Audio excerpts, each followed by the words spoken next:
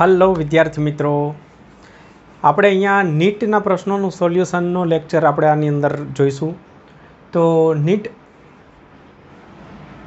2000થી માંડીને આજ સુધીના બધા જ નીટની અંદર પૂછાયેલા પ્રશ્નો જે છે એમને અલગ અલગ લેક્ચરની અંદર, એકમાં તો પૂરું નહીં થાય, તમે જાણો જ છો આગળના વિડીયો, તો પૂરું કરીશું 2-3 લેક્ચર જે બી થાય એમાં. તો 2000થી શરૂઆત કરીશું. કયું ચેપ્ટર છે? તો ચેપ્ટર છે 11મા ધોરણનું 5 નંબરનું chapter, Newton's law of motion. તો એની અંદર આપણે પહેલા ભાગની અંદર 2000થી માંડીને શરૂઆત કરીશું, જે બી બધા પ્રશ્નો પૂછાયેલા છે એમની.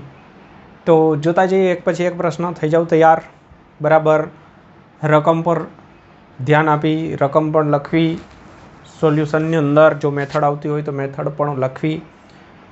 ફક્ત આન્સર પર આધારિત રહેશો તો કોઈ દિવસ ગમે તેટલા વર્ષોના પેપર સોલ્વ કરશો તો પણ નહીં થાય, અને રીત પર જશો તો બહુ મોટો ફાયદો થશે. જાણો જ છો, છતાં યાદ દેવડાવવું પડે. ઓકે, તો શરૂઆત કરીએ. ઘર્ષણ રહિત ઢાળની ટોચ પરથી એક વ્યક્તિ સપાટી પર નીચે સરકે છે. તો પરિસ્થિતિ આ રીતની છે. ઘર્ષણ રહિત ઢાળ સમજી લો. અહીંયાથી એક વ્યક્તિ નીચે તરફ સરકે છે. જ્યારે તે ટોચ પર હોય ત્યારે તેના હાથમાં રહેલી બેગ છૂટીને મુક્ત થાય છે. તેમના હાથમાં એક બેગ પણ છે અને બેગ પણ સાથે સાથે ગતિ કરે છે. શરૂઆતની અંદર એમની બંને પાસે કોઈ વેગ નથી એમ માનીને ચાલીએ. પ્રશ્ન કર્યો છે કે ઢાળના તળિયે ઝડપો અનુક્રમે વ્યક્તિની, મેનની અને બેગની VM અને VB હોય તો એમાંથી કઈ વધારે હશે? તો એવું ધારણા આપણે માનીએ કે વ્યક્તિનું દળ વધારે હશે અને બેગનું દળ જે છે ઓછું હશે. M is greater than M. કદાચ એમની કિંમતો પણ આપી દે કન્ફ્યુઝ કરવા માટે. અહીંયા કિંમતો નથી આપી એનો મિનિંગ જ કે પ્રશ્ન ઘણો સહેલો કરી નાખ્યો છે. સિમ્પલ વાત એ છે કે ઢાળના તળિયે કોઈ પણ પદાર્થ પડે તો એમનો વેગ સરખો જ હોય, કારણ કે વેગ જે છે દળ પર આધારિત જ નથી. કેમ? તો કે પ્રવેગ કયો હોય અહીંયા? તો તમે જાણો છો કે અહીંયા થીટા જેટલો ખૂણો હોય તો ગુરુત્વ પ્રવેગનો સાઇન ઘટક પડશે. આટલા પ્રવેગ સાથે એ ગતિ કરતાં કરતાં નીચે આવશે. તો એમાં ક્યાંય દળ નથી લેતા આપણે સમીકરણ કયું વાપરીએ? v² - v02 બરાબર 2ax. તો બે એક આપેલા અંતર સરખા છે, બંનેના પ્રારંભિક વેગ સરખા છે, બંનેના પ્રવેગ સરખા છે, તો પછી બંનેનો અંતિમ વેગ સરખો જ હશે ને. તો એ વ્યક્તિ પર કે પદાર્થ પર આધારિત નથી. કોઈ પણ પદાર્થ માટે નીચે પડે ત્યારે વેગ સરખો જ હોય. એક બીજી મેથડથી આપણે વિચારીએ, આના પછીના ચેપ્ટરની મેથડથી, અથવા આ રીતે તમે કે ભાઈ અત્યારે એમની પાસે સ્થિતિ ઉર્જા છે mgh બંને પાસે, તો તમને એમ થાય સ્થિતિ ઉર્જાનું ગતિ ઉર્જામાં રૂપાંતર થાય તો આમાં દળ તો આવે છે પણ દળ નથી આવતું. જુઓ, દળ ગાયબ. તો પછી સિમ્પલ વાત રહેશે કે v² બરાબર થઈ જશે 2gh રૂટ. અહીંયા બી h થવાનું હતું 2 અને gની જગ્યાએ અહીંયા આવશે g sin θ. તો અહીંયા વેગના વર્ગની વાત કરીશું તો mgh, જો એમની હાઇટ હતી h, તો mgh સ્થિતિ ઉર્જા લીધી અને નીચે પડે ત્યારે એમનું સંપૂર્ણ ગતિ ઉર્જામાં રૂપાંતર થઈ ગયું તો 1/2 mv². તો v² બરાબર શું થઈ જશે? 2g અને h. તમને એમ થાય સાહેબ આમાં જવાબ થોડો અલગ આવે છે. ના, જવાબ એમાંય અલગ નથી, એનો જ છે. આ સમજણ માટે કહું છું, વધારે પડતી ચર્ચા ખાલી સમજણ માટે છે. 2g sin θ આવે છે સર, તમે એમ કહેશો, પણ અહીંયા x છે. જુઓ, તો x × g sin θ, આ x એટલા અંતર, તો તમે sin θ અહીંયા લગાડશો ને, તો sin θ એટલે સામેની બાજુ h અને કર્ણ x, તો x × sin θ પાછું h જ થશે, તો 2gh જ. તો કોઈ બી રીતે તમે સમજી શકો છો. કહેવાનો મતલબ એ જ છે કે પદાર્થ પર આધારિત નથી. ઓકે, તો જો બે કન્સેપ્ટ મેં તમને શીખવાડ્યા, એક આના પરથી બી વિચારી શકો છો, એક આમના પરથી પણ વિચારી શકો છો. બંને રીતે તમે જોઈ શકો છો. ચલો, તો આ નોંધમાં રાખવું, જે મેથડ આવે છે નોંધમાં રાખવી. જો મિત્રો, ત્યારબાદ જે પ્રશ્ન 2000ની અંદર બીજો પૂછાયેલો છે એ ઓલરેડી ટેક્સ્ટ બુકની અંદર આવા 2 દાખલાઓ છે. તો શું છે માહિતી કે 3 કિલોગ્રામ દળવાળો પદાર્થ 10 મીટર પ્રતિ સેકન્ડના વેગથી એક દિવાલ સાથે અથડાય છે અને 60ના ખૂણે અથડાય છે. તો અહીંયા જે ખૂણો છે એ 60 ડિગ્રીનો અને 60ના ખૂણે પાછો ફરી જાય છે. તો જુઓ અહીંયા જે પરિસ્થિતિ આપણને એવું કહે છે ને કે દિવાલ સાથે 60નો ખૂણો એટલે આ બનશે. તો અહીંયા આ ખૂણો નથી કહ્યું, આપણને સમક્ષિતિજ સાથેનો ખૂણો નથી કહ્યો. દિવાલ સાથે એટલે આપણે આ જ ગણીએ ને, આનો દિવાલ સાથેનો પહેલો ખૂણો આ લાગુ પડે અને 60ના ખૂણે જ દિવાલ સાથે પાછું જતું રહે છે. તો તમે અહીંયાનો ખૂણો વિચારો તો 30 થશે, બરાબર છે. તો કોઈ બી એક ખૂણો લઈને આગળ વધી શકો છો. 60ના ખૂણે પાછો ફરે છે. 0.2 સેકન્ડ જેટલો સંપર્ક સમય હોય તો બળ શોધો. તો જાણીતો દાખલો છે, વેગમાનનો ફેરફાર શોધવાનો થતો હોય તો વેગમાનના 2 ઘટક પડે. ધ્યાનથી જોઈ લેજો, તમે ખૂણો કયો પસંદ કરો છો એના પર આધારિત છે.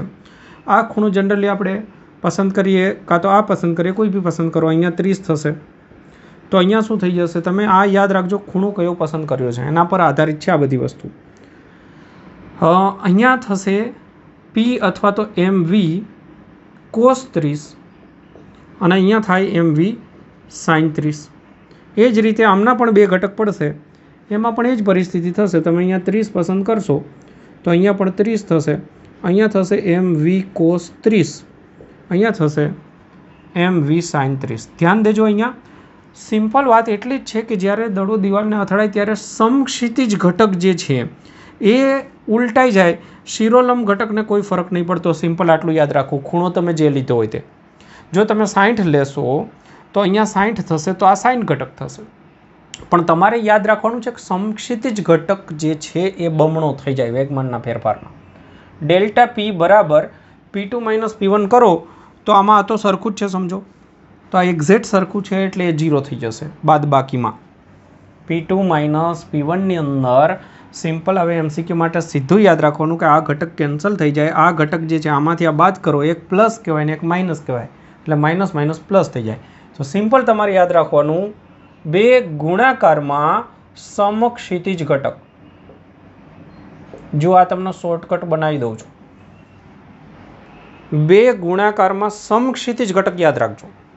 તો સમક્ષિતિજ ઘટક તમે ખૂણો પસંદ કરો છો એ પ્રમાણે કોસ બી હોઈ શકે, સાઇન બી હોઈ શકે. MV અત્યારે મેં ખૂણો પસંદ કર્યો, માની લો 30 વાળો, તો એના કારણે એ બન્યો છે અહીંયા 30, તો અહીંયા 30 એટલે કોસ ઘટક. તો કોસ 30 અથવા તો સાઇન 60 બે એક જ થાય. તો જો આ થઈ ગયો વેગમાનનો ફેરફાર. તો આટલો શોર્ટકટ યાદ રાખી લેવો. તો વેગમાનનો ફેરફાર કેટલું થશે, 2 ગુણાકારમાં 3 ગુણાકારમાં 10 ગુણાકારમાં √3/2. 2 કેન્સલ કરી દઉં તો થશે 30 √3. ક્લિયર? તો આ બની ગયું તમારો વેગમાનનો ફેરફાર. જો કદાચ પૂછ્યો હોત તો, પણ આપણને પૂછ્યું છે બળ. તો તમને ખબર છે કે વેગમાનનો ફેરફાર બરાબર બળનો આઘાત છે. તો બળ પૂછે તો ડેલ્ટા P/Δt. તો 30 બરાબર છે ને √3 અને ભાગાકારની અંદર ડેલ્ટા T કેટલું છે, 0.2. તો હું 1 પોઈન્ટ અહીંયા ખસેડું એટલે અહીંયા 300 થશે. 300 ભાગાકારમાં 2 એટલે 150 √3 બળ છે એટલે ન્યૂટન. તો 150 √3 આપણો આન્સર થઈ જશે. તો મેથડ બરાબર મગજમાં પકડાઈ ગઈ. સિમ્પલ શોર્ટકટ મેં તમને બનાવી દીધો. આ શોર્ટકટ જો દિવાલ સાથે કે બેટ સાથે અથડાવાની વાત હોય તો પરિસ્થિતિ પ્રમાણે, ગોઠવણી પ્રમાણે સમક્ષિતિજ ઘટક ચેન્જ થશે, બરાબર છે. અને ઉર્ધ્વ ઘટકની અંદર કોઈ ફરક નહીં પડે ત્રાંસો અથડાય ત્યારે. તો ઉર્ધ્વ ઘટક 0 કરી દેવાનો અને સમક્ષિતિજ ઘટક બમણો કરી દેવાનો, બસ સિમ્પલ.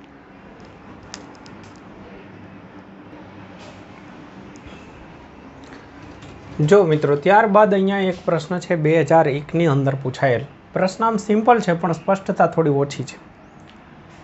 5 મીટર પ્રતિ સેકન્ડ સ્ક્વેર જેટલા પ્રવેગથી ગતિ કરતી ટ્રકમાં 1 કિલોગ્રામ દળવાળો બ્લોક રાખેલ છે.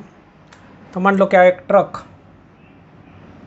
ગતિ કરતાં કરતાં જાય છે, પ્રવેગિત ગતિ છે, અને એની અંદર એક બ્લોક રાખેલ છે. જો સંપર્કમાં આવતી સપાટી વચ્ચેનો ઘર્ષણાંક આપી દીધો હોય આપણને, તો બ્લોક પર લાગતું બળ શોધો. હકીકતમાં બ્લોક પર કેટલું બળ લાગે, તો આભાસી બળ લાગે. પ્રવેગ આગળ હોય તો આભાસી બળ લાગે એમ જેટલું. સિમ્પલ વાત છે. અને એમના કારણે અહીંયા ઘર્ષણ બળ લાગે. અહીંયા સ્પષ્ટતા નથી કયું બળ કેટલું બળ શું.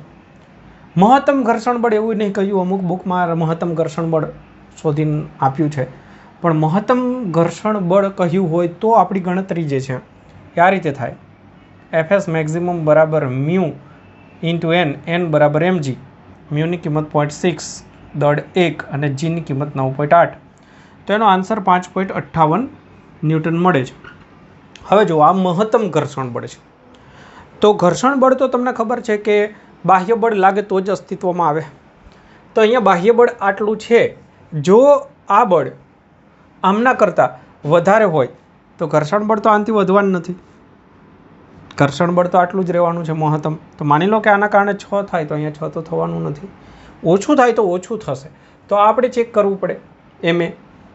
તો એમ ઇન્ટુ એ કેટલું થાય? તો સિમ્પલ છે, M1 અને એ જે છે એ 5. તો 5 ન્યૂટનથી વધારે બળ તો થવાનું નહીં.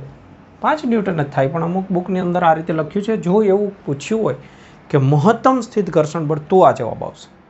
પણ ખાલી બળ કહ્યું હોય તો એમ જેટલું બળ લાગે અને એ બી એમ મહત્તમ ઘર્ષણ કરતાં ઓછું હોવું જોઈએ તો એટલું બળ લાગશે. 5 ન્યૂટનનું બળ લાગશે. બરાબર છે? તો આ ખાસ ધ્યાનમાં રાખો. પૂછવાની અંદર થોડી સ્પષ્ટતા ઓછી છે, તો આ લખી દેજો. ત્યારબાદ આપણે બીજો પ્રશ્ન તો બહુ સહેલો જ છે, કોઈ કન્ફ્યુઝન વગરનો છે. પ્રશ્ન પૂછ્યો છે, હમણાં જ આપણે જોયું હતું વેગમાનનો ફેરફાર દડાનું. બસ એના જેવો છે. 20 મીટર પ્રતિ સેકન્ડના વેગથી ગતિ કરતા 150 ગ્રામ દળવાળા બોલને એક ક્રિકેટર કેચ કરે છે 0.1 સેકન્ડમાં. કેચ પૂરો થઈ જાય છે તો લાગતું બળ. વેગમાનનો ફેરફાર સિમ્પલ. બળ બરાબર delta P by delta T કરી દેવાનું. ડેલ્ટા પી એટલે વેગમાનનો ફેરફાર. તો વેગમાનનો ફેરફાર કેટલો થશે? તો પહેલાં વેગમાન એમની પાસે કેટલું છે? દળ ગુણાકારમાં વેગ. કેચ કરી લે એટલે વેગમાન 0 થઈ જાય. વેગ 0 થઈ જાય એટલે તો આટલો જ ફેરફાર થાય. અંતિમ વેગમાન 0 થશે, પ્રારંભિક વેગમાન આટલું થશે. તો ફેરફાર આપણે આટલો રાખીએ મૂલ્યમાં. તો 20 ગુણાકારની અંદર 150 અને કિલોગ્રામમાં કન્વર્ટ કરું તો આ થઈ ગયો વેગમાનનો ફેરફાર. અને ભાગાકારમાં સમય જે આપણને આપ્યો છે તે. ચલો ક્લિયર. તો અહીંયા 0.1 એક અહીંયાથી કેન્સલ કરી દઈએ. 10⁻2 રહેશે. 2 શૂન્ય અહીંયા કેન્સલ કરી દઈએ તો 30 ન્યૂટનનું બળ લાગશે. બસ પૂરું થઈ ગયું. તો જ્યારે કેચ કરવાની વાત આવે ત્યારે વેગમાન 0 કરવામાં આવે એટલે જે શરૂઆતનું વેગમાન હોય એટલું જ લખી દેવાનું, એટલો ફેરફાર થશે. ઓકે, ચલો તો લખી દો.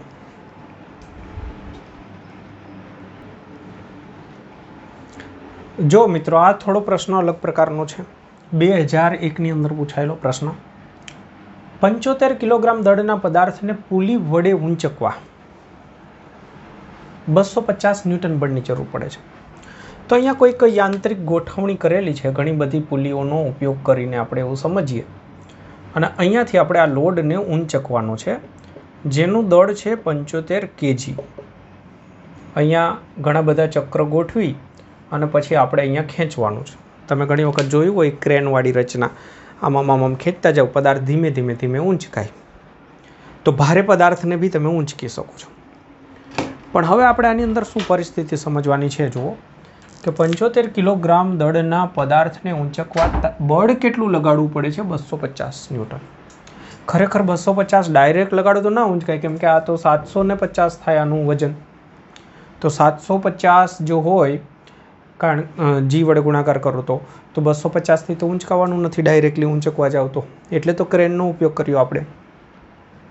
તો જ્યારે દોરડા વડે 12 મીટર જેટલું ખેંચાય દોરડું ત્યારે 3 મીટર જેટલો લોડ ઊંચકાય છે. શું કહેવા માગે છે સમજો. તો કાર્યક્ષમતા કેટલી?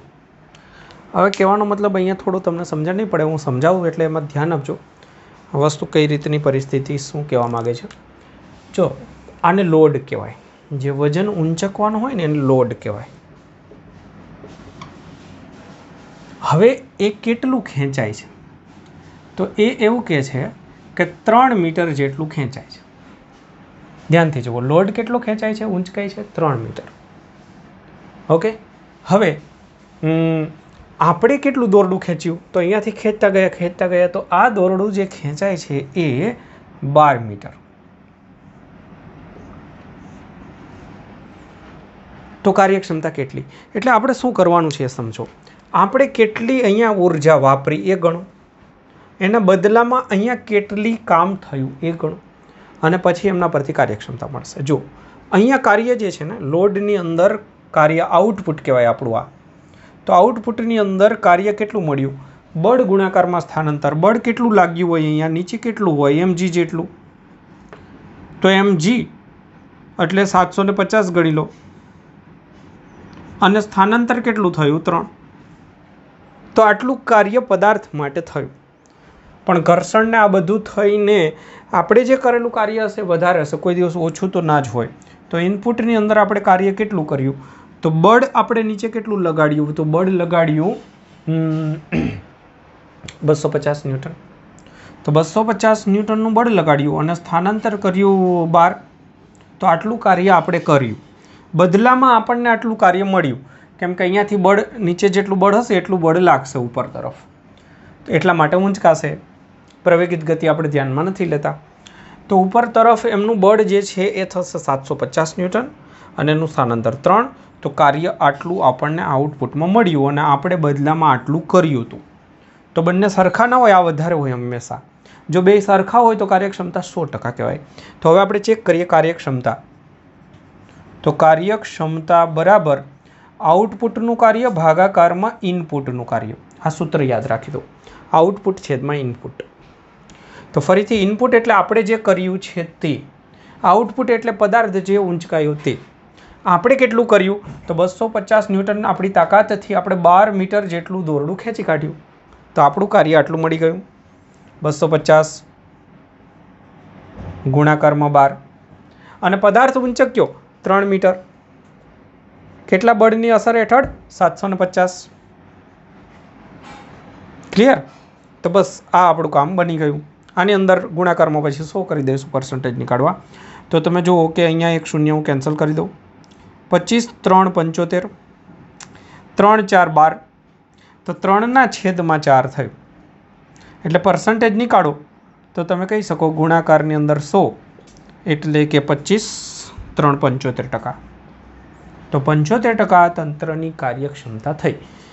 બાકીની ઉર્જા જે છે એ ઘર્ષણ વિરુદ્ધ વ્યય થઈ જતી હોય, દોરડું ગરમ થતું હોય ઉષ્મા ઉર્જા સ્વરૂપે. બસ, તો આ એક સરસ મજાનો પ્રશ્ન છે તમારા માટે, એક થોડોક અલગ પ્રકારનો છે. તો સિમ્પલ લોજિક શું લગાડવાનું કે આપણે કેટલું કાર્ય કર્યું, તો એમના માટે આપણે જે બળ લગાડ્યું હોય ને એ જોવાનું. ઊંચકવા માટે તો વધારે બળની જરૂર પડશે, એ સાઈડમાં ગણી લેવાનું, એ ધીમે ઊંચકાશે બદલામાં. તો આ બંનેમાંથી આપણે આઉટપુટને ઉપર લેવાનું અને ઇનપુટ હંમેશા નીચે લેવાનું. આઉટપુટ ઓછું જ હશે, કાર્યક્ષમતા પૂછે એટલે આઉટપુટ હંમેશા ઓછું જ હોય. ઓકે, અને વધારેમાં વધારે હોય તો એના જેટલું. બસ, તો આ રીતે તમે જોઈ લો. આ પછી બીજો દાખલો આપણે જોઈએ. જો ત્યારબાદનો જે પ્રશ્ન છે એ તો બહુ સહેલો છે. એક કેબલ વડે લટકાવેલ 1000 કિલોગ્રામ દળવાળી લિફ્ટને ઉર્ધ્વ દિશાની અંદર 1 મીટર પ્રતિ સેકન્ડ સ્ક્વેર જેટલા પ્રવેગથી ઉપર ગતિ કરાવડાવી છે. તો કેબલમાં કેટલું તણાવ હશે? જીની કિંમત આપો. તો સિમ્પલ, લિફ્ટ ઉપર તરફ લઈ જવી છે તો તણાવ તો દોરડામાં હશે જ. જો સ્થિર હોય ઉપર ગમે ત્યાં તો એમના પર લાગતું બળ mg હોય. હવે ઉપર પ્રવેગિત ગતિ કરે છે તો આભાસી બળ નીચે લાગે. તો સિમ્પલ, તણાવ કેટલું થઈ જશે? તો તણાવ થઈ જશે mg પ્લસ ma. તો mg પ્લસ a. એમની કિંમત આપણને કઈ છે 1000, જીની કિંમત 9.8 અને પ્રવેગ 1. તો 10.8 ગુણાકારની અંદર 1000 તો થઈ જશે 1 2 3. તો આટલા ન્યૂટન. સિમ્પલ. નીચે તરફ કદાચ પ્રવેગિત ગતિ હોત તો આ બાદ કરવાનું થાત, કારણ કે આભાસી બળ ઉપર જતું રહેતું. તો સિમ્પલ છે, આમાં કંઈ ખાસ સમજવાનું નથી. લખી લો. तो जो मित्रों 2002 अंदर अने 2003 में पूछायेला बे दाखलाओ बहु सहेला मस्त अने योग्य लेवलना छे। समक्षितिज खरबचड़ी सपाटी पर 10 किलोग्राम दळवाळा ब्लॉक पर 100 न्यूटनનું बळ लगाड़ता तेमां उद्भवतो प्रवेग केटलो हशे? घर्षणांक आप्यो छे, जी पण आपी दीधो छे। तो जो परिस्थिति मानी लो आ खरबचड़ी सपाटी पर एक ब्लॉक पर बळ लगाडवामां आवे छे त्यारे एनी अंदर प्रवेग उत्पन्न थाय छे अने तमे जाणो छो ए प्रमाणे गतिनी विरुद्ध दिशामां घर्षण बळ लागशे। तो FBD बनावी दो बस सिंपल। घर्षण केटલું हशे तो तमे जाणो छो म्यू इंटू एन, एन बराबर mg। म्यूनी जग्याए आपणे शुं लखीशुं तो 0.5। दळ केटલું? दळ छे 10 अने जी नी किंमत 10 बराबर है। तो अहींया 5 अने 10 एटले के 50 न्यूटनનું घर्षण। आ बळ जे छे ब्लॉक डायग्राम बनावी दईए तो एफ मांथी स्मॉल एफ बाद करी दईए तो परिणामी बळ थई गयुं। परिणामी बळ बराबर सूत्र शुं छे? दळ गुणाकाરમાં प्रवेग। परिणामी बळ एटले वधारे, वधारे कई बाजू? जे बाजू प्रवेग होय ए बाजू वधारे गणीए। एफ नी किंमत केटली छे? 100 न्यूटनનું बळ। ओके, तो 100 न्यूटन, घर्षण मळ्युं 50, दળ छे આપણું 10, प्रवेग शोधવાનો છે। તો અહીંયા થઈ જશે 50 બરાબર 10 એ તો મને પ્રવેગ મળે છે 5 મીટર પ્રતિ સેકન્ડ સ્ક્વેર। બસ તારે લખી દો, સિમ્પલ। જો ત્યારબાદ 80 કિલોગ્રામ દળવાળો એક માણસ 5 મીટર પ્રતિ સેકન્ડ સ્ક્વેર જેટલા પ્રવેગથી ઉર્ધ્વ દિશામાં ગતિ કરતી લિફ્ટ પર મૂકેલ વજન કાંટા પર ઊભો છે। તો ટેક્સ્ટ બુકનો દાખલો છે સરસ એવો। તો વજન કાંટો કેટલું વજન બતાવશે? તો ટેક્સ્ટના દાખલાનો જ એક ભાગ। તો અહીંયા તમને યાદ હોય કે લિફ્ટની અંદર વજન કાંટો એમના પર જ્યારે માણસ ઊભો છે ત્યારે માણસ જેટલું બળ લગાડશે સંપર્ક બળ એટલું જ લિફ્ટનો સ્પ્રિંગ કાંટો એમના પર વજન બતાવે। તો તમને પ્રવેગ ઉપર તરફ હોય તો એમના પર આભાસી બળ નીચે તરફ લાગે અને એમનું વજન પણ નીચે તરફ લાગે। તો લંબ બળ જે છે એ n બરાબર થઈ જાય mg પ્લસ ma। તો એ લંબ બળ પોતે જ વજન બની જશે। तो n बराबर शू थई जशे? तो n बराबर थई जशे mg प्लस a। हमणां ज पेलुं दोरडामां तणाववाळुं हतुं एना जेवुं ज। तो अहींया m नी किंमत 80 किलोग्राम, g नी किंमत 10 अने a 15। तो 10 प्लस 15 सॉरी 5 एटले 15 थशे। तो 15 8 120 अने 120 तो आटला न्यूटननुं बळ बतावशे। बस पूरुं, सिंपल। तो ऊपर जतुं होय तो आभासी बळ नीचे उमेरी देवानुं अने नीचे प्रवेगित गति करता आवती होय तो आभासी बळ ऊपर बाद करी देवानुं। तो वजननी अंदर आटलो फेरफार थशे।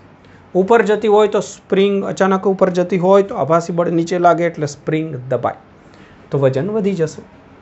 बराबर, चलो लखी लेजो।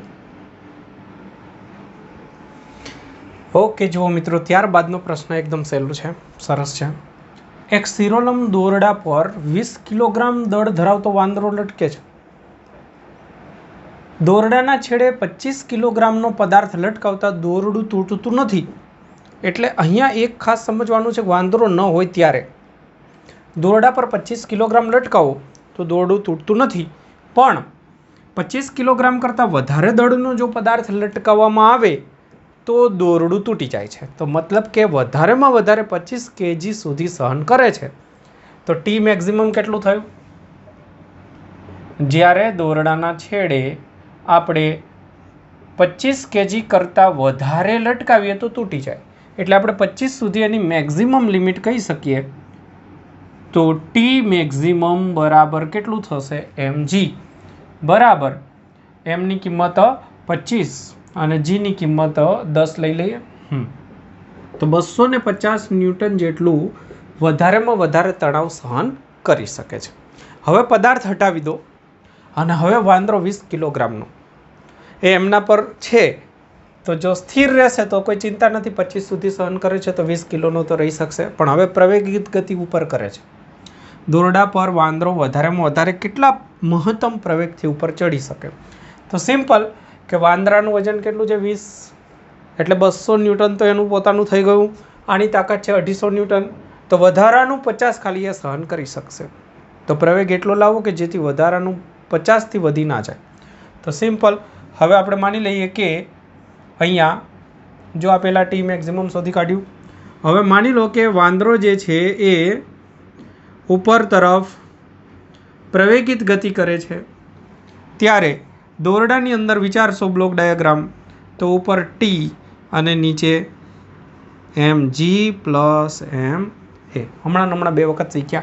तो टी बराबर M G plus M A, एनी अंदर टी मेक्सिमम मूकी दो तो प्रवेग पण मेक्सिमम थई जशे।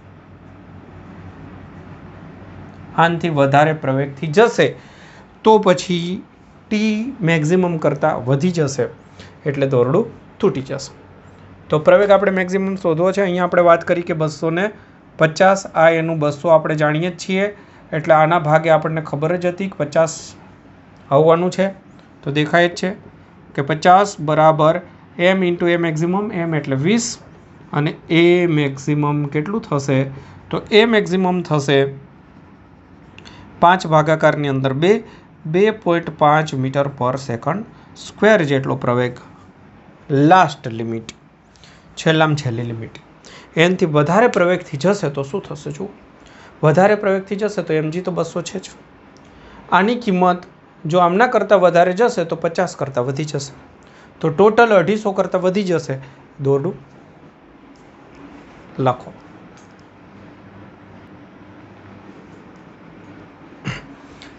जो 2004 ની અંદર પૂછાયેલો પ્રશ્ન, આકૃતિમાં દર્શાવ્યા પ્રમાણે એક ઘર્ષણ રહિત ગરગડી પરથી પસાર કરેલ હલકી દોરી, ગરગડી એમાંથી પસાર કરેલ હલકી દોરી એના એક છેડે એ પદાર્થ બાંધેલો છે 2 કિલોગ્રામ દળનો, 2 kg, અને બીજા છેડે બી બ્લોક લટકાવેલ છે। એ અને સપાટી વચ્ચે ઘર્ષણાંક આપી દીધો છે, ઘર્ષણ છે તો સપાટીની સાપેક્ષે સેજ પણ ગતિ ન કરે બંને બ્લોક, તો એમના માટે બ્લોક બીનું દળ કેટલું હશે? આવો શબ્દ ના હોવો જોઈએ, મહત્તમ દળ હોવો જોઈએ। કારણ કે બી બ્લોકનું દળ ઓછું હોય તો ગતિ આમે નથી જ કરવાનું। તો વધારેમાં વધારે કેટલું દળ? વધારેમાં વધારે મેક્સિમમ કેટલું દળ હોય તો પણ ગતિ ન કરે? તો સિમ્પલ વાત છે કે અહીંયા વધારેમાં વધારે ઘર્ષણ જે છે એને પકડી રાખશે। તો ઘર્ષણ જે વધારેમાં વધારે હશે એટલું જ અહીંયા વજન થવું જોઈએ। સિમ્પલ વાત છે, આમાં કંઈ બહુ મોટી વાત નથી। અહીંયા એમ બી જી જેટલું તણાવ હશે સ્થિર છે તો, અને અહીંયા જે તણાવ છે એ ઘર્ષણ બળ જેટલું હશે। આ સ્થિર છે તો એમના પર લાગતું બળ તણાવ બરાબર આ, અને આ સ્થિર છે તો ઉપર તણાવ બરાબર આ, તો તણાવ તણાવ કેન્સલ કરી દઈએ તો ઘર્ષણ બળ જેટલું આ થવું જોઈએ। તો સિમ્પલ વાત, એફએસ મેક્સિમમ જેટલું એમ બી ઇન્ટુ જી થવું જોઈએ તો સ્થિર રહે। એનાથી વધારે હોય તો ગતિ કરશે, ઓછું હોય તો ગતિ ના કરે। તો ઓછામાં તો કોઈ બી હોઈ શકે, આપણે મેક્સિમમ પૂછવું જોઈએ એ લોકોએ। તો મેક્સિમમ જે આપણે ફાઇન્ડ કરીશું મ્યુ ઇન્ટુ એન, એન બરાબર એમજીમાં આવે તો એમ એ જી બરાબર એમ બી ઇન્ટુ જી। બસ કન્સેપ્ટ ક્લિયર થઈ ગયો, તો હવે તમે જાતે ગણી શકો છો। મુખ્ય વસ્તુ એ હતી કે અહીંયા મહત્તમ બળ જેટલું બળ અહીંયા ઓછું હશે તો સામે ઘર્ષણ ઓછું હશે તો સ્થિર તો રહેવાનું છે। તો અહીંયા આપણે આગળ વધીએ તો જી કેન્સલ કરી દઈએ। મ્યુની કિંમત આપણને આપી છે 0.2, ત્યારબાદ પહેલાંનું દળ આપ્યું છે 2 કિલોગ્રામ બરાબર એમ બી પૂછ્યું છે, તો એમ બી બરાબર મળશે તમને 0.4 kg સુધી સહન કરી શકશે। બસ પછી એ ઘર્ષણ બળ કરતાં, સીમાંત ઘર્ષણ બળ કરતાં વધી જશે, પછી સ્થિર રહી શકશે નહીં। સિમ્પલ।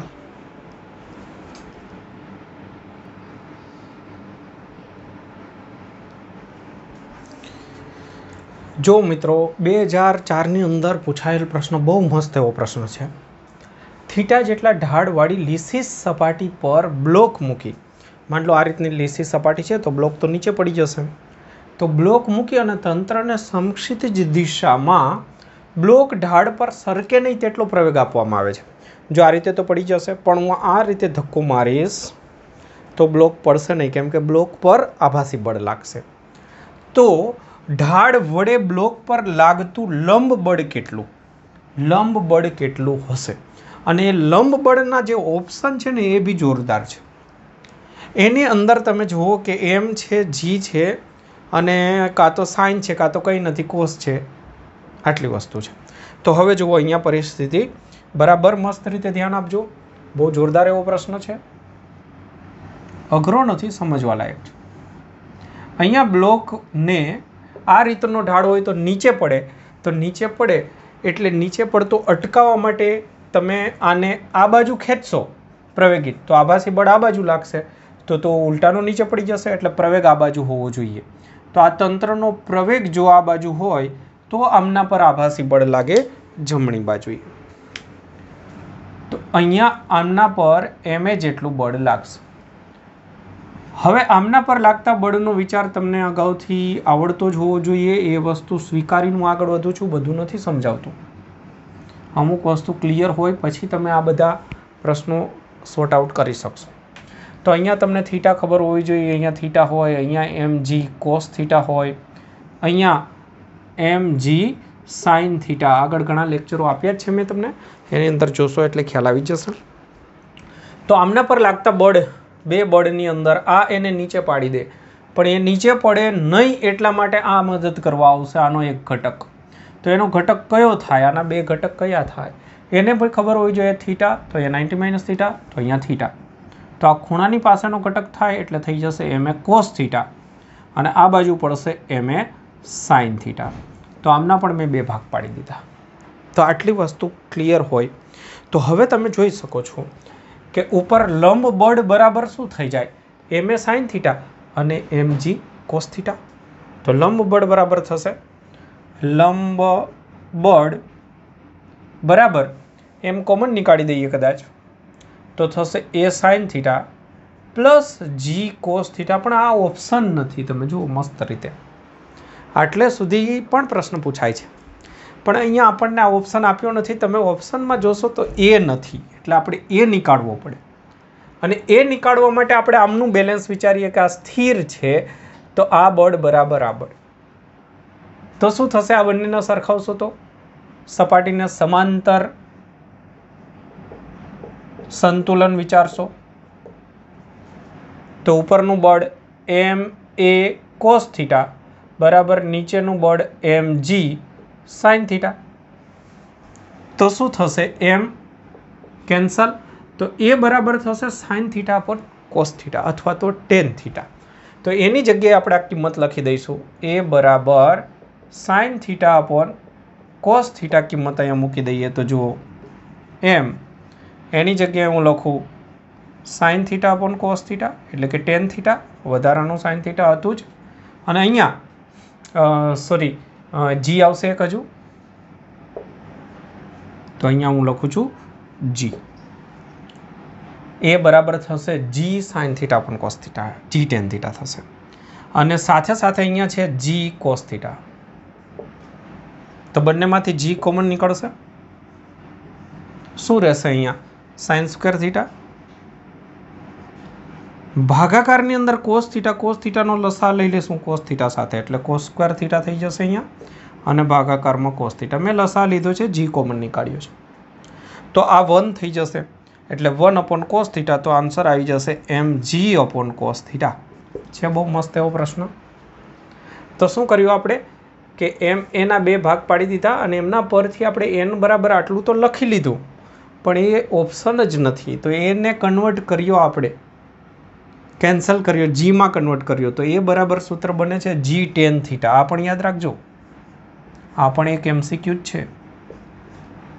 એક એમસીક્યુ આટલો છે, એક એમસીક્યુ આ છે, અને બેને ભેગા કરેલો આ એમસીક્યુ છે. તો સારો લેવલનો એમસીક્યુ ગણી શકો છો, તો લખી દેજો. જો મિત્રો સહેલો પ્રશ્ન, 30 kg દળ ધરાવતો એક બોમ્બ સ્થિર પડેલ છે અને અચાનક બે ટુકડા થાય છે વિસ્ફોટ થઈને. બે ટુકડાઓની અંદર વિભાજિત થાય ત્યારે 18 kg વાળા દળના ટુકડાનો વેગ આપ્યો છે, તો 12 વાળાનો વેગ ગતિ ઉર્જા પૂછી દીધી છે. તો સહેલો છે, કંઈ અઘરો નથી. વેગમાન સંરક્ષણનો ઉપયોગ કરીશું. પહેલાં વેગમાન કેટલું હતું? 0. પછી વેગમાન મળશે બંનેને. એકનું વેગમાન P1 કહી દો, બીજાનું વેગમાન P2 કહી દો. તો P1 બરાબર થશે P2 મૂલ્યની રીતે. તો M1 V1 બરાબર M2 V2. તો M1 આપણે 18 કિલોમીટર લઈ લઈએ, તો 18 કિલોગ્રામના પદાર્થનો વેગ 12 છે. તો 12 કિલોગ્રામના પદાર્થનો વેગ કેટલો? આવું થશે ને, સોરી 6 છે. 18 કિલોગ્રામનો 6, તો 12 કિલોગ્રામ 18 નો 6, તો 12 વાળાનો કેટલો હશે? તો અહીંયા રહેશે 2 અને 2 ને થઈને 9 મીટર પ્રતિ સેકન્ડનો વેગ રહેશે. પણ અહીંયા આપણને જોઈ શકાય છે વેગ નથી પૂછ્યો, ઉર્જા પૂછી છે. તો 12 વાળાની ઉર્જા કેટલી રહેશે? તો ઉર્જા આપણે કહીએ બીજા ટુકડાની ઉર્જા, તો 1/2 M2 V2 સ્ક્વેર. તો 1/2 M2 અને V2 સ્ક્વેર, તો અહીંયા રહેશે 6 × 81. તો બસ 6 8 6 48 486 જૂલ. સહેલો છે, કોઈ કન્ફ્યુઝન નથી, કોઈ એવી ટ્રિકી વસ્તુ નથી અંદર, બહુ સિમ્પલ.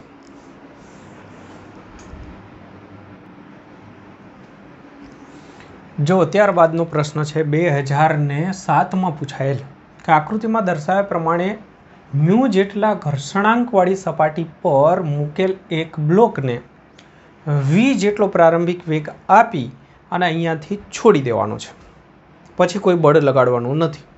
તો પહેલાં V જેટલો વેગ આપી અને છોડી દઈએ ત્યારે કેટલા સમયમાં સ્થિર થશે? ઘર્ષણ છે એટલે ગતિ દરમિયાન ઘર્ષણ બળ લાગશે. ઘર્ષણ બળ કઈ બાજુ લાગે? વિરુદ્ધ દિશામાં. સૂત્ર શું છે? Mu into M into G, mu into N, N બરાબર mg. તો ઘર્ષણ મ્યુ, ઓકે, તો આ સૂત્ર છે, કિંમત તો કોઈ આપી નથી. તો આટલું ઘર્ષણ છે તો પછી પ્રવેગ કેટલો? તો તમે જાણો છો કે પ્રવેગ, આમાંથી દળ નીકાળી દો એટલે પ્રવેગ બની જશે. પ્રવેગ બરાબર બળ ભાગાકારમાં દળ. તો મ્યુ G જેટલો પ્રવેગ થશે અને બ્રેક લાગે છે એટલે માઇનસ ગણીશું આપણે. તો હવે આપણને પ્રશ્ન કર્યો કે કેટલા સમયમાં સ્થિર થશે? તો સ્થિર થાય ત્યારે વેગ કેટલો હોય? 0. તો પછી અહીંયા સમય આપણને પૂછ્યો હોય તો કયું સૂત્ર આવે? આપણે આખા માર્ગે ગણીશું કે પ્રવેગ અચળ છે.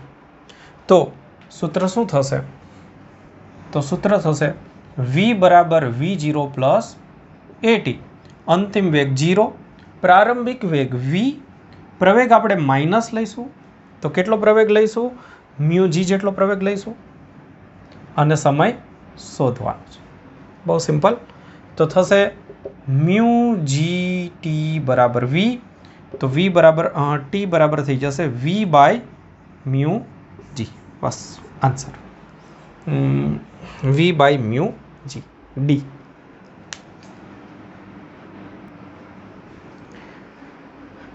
જો મિત્રો આ પ્રશ્ન થોડો અલગ પ્રકારનો છે, જેની અંદર ચલ દળનું એક્ઝામ્પલ છે. તો આપણી બુકની અંદર ચલ બળ નથી આપ્યું, પણ એક્સ્ટ્રાની અંદર આપણે આ સમજીએ કે ન્યૂટનના ગતિનો બીજો નિયમ. પહેલાં આટલું સમજાવી દઉં.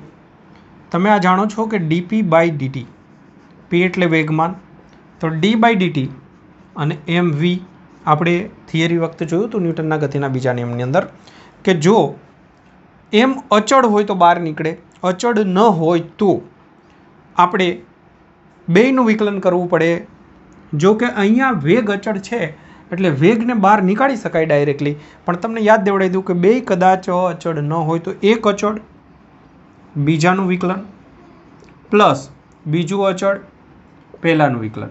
તો આ ગુણાકારના નિયમનો ઉપયોગ કરવો પડે. એમાં અત્યારે તો આ અચળ છે એટલે આ 0 થઈ જશે, એટલે આ પદ 0 થઈ જાય તો વી ડીએમ બાય ડીટી સૂત્ર બની જાય. અને જો એમ અચળ હોય તો આ નીકળી જાય તો એમ ડીવી બાય ડીટી એટલે એમ એ સૂત્ર બને, એ તમે જાણો જ છો. અને જો બેમાંથી એકય અચળ ન હોય તો બે રાખવા પડે. અત્યારે આપણને કહ્યું છે કે વી અચળ છે, પણ હવે આખી રકમ જોઈએ છીએ.